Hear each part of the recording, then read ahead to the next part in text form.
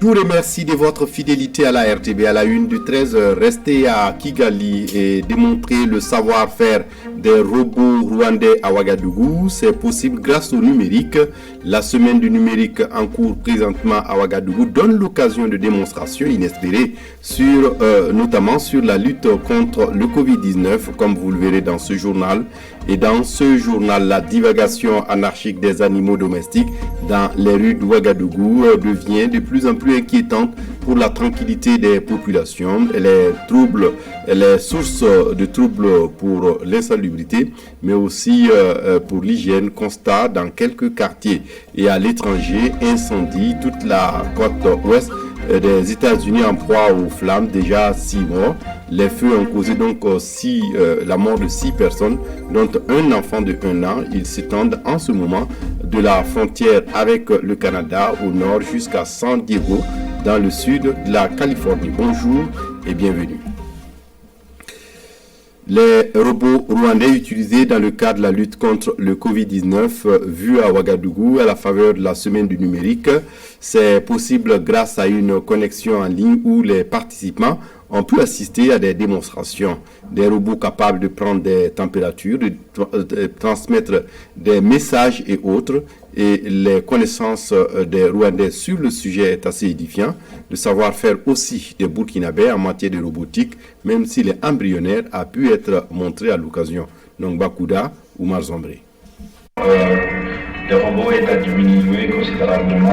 Des robots qui assistent les personnels de santé dans le cadre de la lutte contre le coronavirus, ça se passe au Rwanda. À l'aéroport de Kigali, comme dans les hôpitaux, ils effectuent des prises de température, vérifient des ports de masque, transmettent des messages et bien d'autres. C'est cette expérience rwandaise qui est démontrée ici au Burkinabé à plus de 5300 km de distance par visioconférence. Statistiquement, ces robots sont très fiables et à hauteur de 99%. Et en matière d'autonomie, c'est des robots qui peuvent faire 8 heures d'autonomie et lorsque les batteries sont rechargées, ils ont la possibilité de repartir eux-mêmes s'auto-charger. L'expérience rwandaise séduit et pourrait être répliquée ici au Burkina Faso. Au niveau du Rwanda, ils ont fait le montage. Donc, c'est des solutions, soit on peut les acquérir directement déjà montées, et il suffit seulement de les adapter avec les logiciels au contexte burkinabé. Au cours de cette session de partage de connaissances en robotique, une démonstration a aussi été effectuée par des jeunes burkinabés. Ils ont présenté un robot fabriqué par des élèves lors d'un concours international à Dubaï. Le FasoBot, ici à l'œuvre, sert à débarrasser les petits et les grands cours d'eau de leurs déchets. Les administrateurs des sociétés à capitaux publics en formation à Bobo-Dioulasso, il s'agit pour cette session de se former sur les référentiels ISO 9001-2015, une formation au cours de laquelle les administrateurs de ces sociétés ont pu prendre connaissance du contenu d'un référentiel des bonnes pratiques exigées pour permettre à une entreprise d'être performante. Karim Sissé. Comment maîtriser les différentes étapes de la démarche nécessaire pour la certification d'une entreprise? C'est l'enjeu de cette formation. Une formation initiée par le ministère en charge du commerce à l'endroit des administrateurs des sociétés à capitaux publics. Pendant 5 jours, les formateurs vont expliquer aux participants les 309 bonnes pratiques exigées par la norme ISO 9001 version 2015. Nous allons passer en revue lors de cette session ces 309 exigences.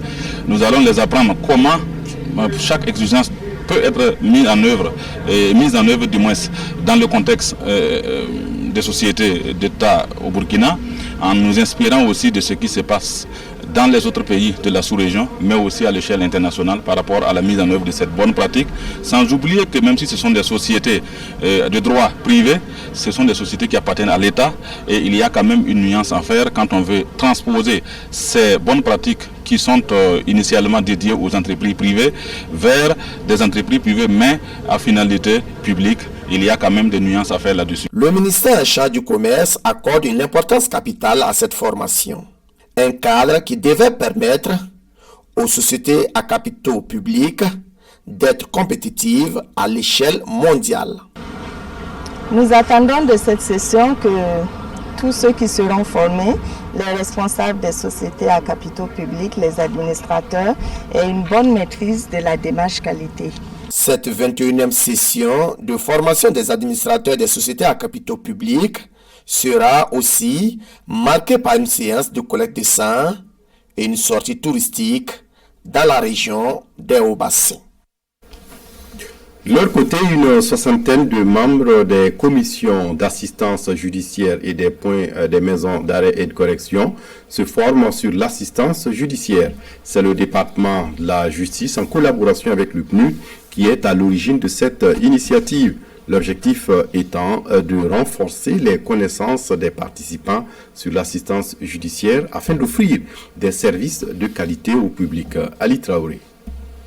Ils sont pour la plupart des membres des commissions d'assistance judiciaire et des points focaux des maisons d'arrêt et de correction sur l'assistance judiciaire. Une soixantaine, ils sont là à Bobo-Dioulasso pour renforcer leurs capacités sur l'assistance judiciaire. Toute chose qui va permettre une meilleure accessibilité des services judiciaires aux couches les plus démunies. Il y a un certain nombre de textes dont ces membres-là doivent s'imprégner afin de pouvoir faire le travail de sélection et de l'examen des requêtes qui leur sont présentées au niveau de la commission d'assistance judiciaire. Pour répondre efficacement aux attentes des populations, ces agents du domaine de la justice ont 3 jours pour se familiariser avec les notions en la matière. Qui sera présentée sur l'octroi de l'assistance judiciaire à travers ses conditions, ses effets et comment est-ce que l'assistance est retirée. Il y aura également une communication qui va porter sur le rôle du point focal au niveau de la maison d'arrêt en matière d'assistance judiciaire. Et enfin, définir le lien de collaboration qui peut exister entre le point focal au niveau de la maison d'arrêt et la commission d'assistance judiciaire qui siège au sein du tribunal de grande instance. Cette formation au profit des membres des commissions d'assistance judiciaire et des points focaux des maisons d'arrêt et de correction sur l'assistance judiciaire est rendue possible grâce au soutien du PNUD. À Waiguia dans le Nord, le programme d'appui sectoriel santé PAPS phase 2 est au rapport. Il a tenu une rencontre ce 8 septembre pour cette évaluation dans le Nord. C'est le district sanitaire de Séguénéga qui est concerné. Le programme est le fruit d'une convention de financement entre le Burkina Faso et l'Union européenne pour un contrat de réforme sectorielle d'un montant de 56 milliards de francs CFA. Son objectif étant de réduire la mortalité infantile et maternelle au Burkina. Alain Alidou Sawadou. Une année après la mise en œuvre de la subvention du programme d'appui sectoriel santé PAPS phase 2, la Direction régionale de la santé du Nord et ses partenaires se félicitent des résultats. Le bilan à mi-parcours est ici présenté par le district sanitaire de Séguénéga, bénéficiaire de cet appui dans la région du Nord. En ce qui concerne la prise en charge des enfants, selon la stratégie PCME, nous sommes passés environ de 50% à plus de 98%, voire 100%. Le taux de mortalité néonate, nous sommes à 0,6%, donc c'est assez satisfaisant. Une réduction du taux de mortalité infantile et maternelle qui traduit la réussite de cette première partie de la mise en œuvre du programme. Et l'Union européenne, partenaire financier du PAPS 2, s'engage à poursuivre ses actions pour une réussite totale du projet. Pour le reste du parcours, nous allons poursuivre ce que nous avons commencé avec le district depuis 2018, les accorder toujours des subventions pour qu'ils réalisent les activités qu'eux-mêmes ils ont identifiées. Je voudrais, au nom de Madame le ministre de la Santé, témoigner toute notre reconnaissance à l'ensemble des maires, l'ensemble des autorités et toutes les personnes des ressources qui se sont impliquées dans la mise en œuvre de ces activités. Le programme d'appui sectoriel santé phase 2 est financé par l'Union européenne à environ 56 milliards de francs CFA. Il couvre 6 districts sanitaires des régions des Hauts-Bassins, de la boucle du Mohun et du Nord. Prévu pour une durée de 3 ans, le PAPS 2 va prendre fin en juin 2021. Cette réduction du taux de mortalité chez les nourrissons et les enfants est également liée à l'alimentation comme l'allaitement maternel exclusif. Par exemple, une organisation en fait son leitmotiv. L'ONG Alive and Thrive souhaite atteindre un taux de 65% d'ici à 2021. Ce mardi 8 septembre 2020 à Bobo-Dioulasso, l'organisation a lancé une campagne de sensibilisation, une campagne qui vise à encourager les mères à adopter les pratiques de l'allaitement maternel exclusif pendant les 6 premiers mois de l'enfant. Karim Sissé. Le lait maternel, selon une étude scientifique, est l'aliment idéal pour le bébé. Il contient tous les éléments nutritifs dont le nourrisson a besoin pour sa croissance. C'est le message phare de cette campagne qui vient d'être lancée. Une campagne initiée par l'organisation Alive and Thrive. Cette activité vise à réduire le taux de malnutrition chronique chez les bébés. L'objectif de cette campagne, c'est d'arriver en 2021 à 65% de taux d'allaitement exclusif. Et en 2025, il y a le programme du gouvernement et l'objectif du gouvernement, c'est d'atteindre 80%. Et nous pouvons faire ça avec vraiment l'effort de tout et chacun en éliminant l'eau. À cette occasion, certaines mamans qui pratiquent l'allaitement maternel exclusif ont fait des témoignages. Des témoignages sur le bienfait de cette pratique pour l'enfant, tout comme pour la mère. Et aux autorités régionales d'inviter la population à s'investir pour la réussite de cette campagne. Nous tous, nous devons être des acteurs de sensibilisation, d'information auprès des populations pour qu'au moins nous puissions adopter cette campagne-là, soit une réussite, que nous puissions adopter de meilleurs comportements. Des mamans qui se sont illustrées dans l'allaitement maternel exclusif sont rentrées chez elles les mains chargées de l'eau. Des mères qui doivent toujours continuer à sensibiliser autour d'elles pour l'adoption de l'allaitement maternel exclusif. Le ministre de la Culture, face à la presse ce matin, Abdul Karim Sango, s'est soumis à un exercice de redevabilité et de transparence. Il rend compte ainsi du soutien de l'État au monde culturel, mais aussi de la mise en œuvre des politiques publiques dans le domaine des arts et de la culture. Amadine Lalsaga. Le ministre en charge de la culture se prête ici à un exercice de redevabilité. Entouré de ses plus proches collaborateurs, Abdul Karim Sango fait le point des activités menées courant 2020, des activités impactées par la pandémie. Pour accompagner les initiatives des acteurs culturels dans le cadre de la campagne de sensibilisation, le ministère a en tout débloqué près de 66 millions. Dans le cadre de la promotion culturelle, le principal investissement structurant concerne la poursuite de la construction d'ateliers pour le transfert du Centre national d'artisanat d'art au Musée national. Au niveau de la promotion du tourisme intégré, un projet de loi d'orientation est adopté pour permettre l'institution d'un cadre juridique plus favorable à l'économie du tourisme. 2020 voit également l'élaboration de la cartographie des sites touristiques et la réhabilitation du site de Lango. À ce niveau, tout ou presque a été réhabilité.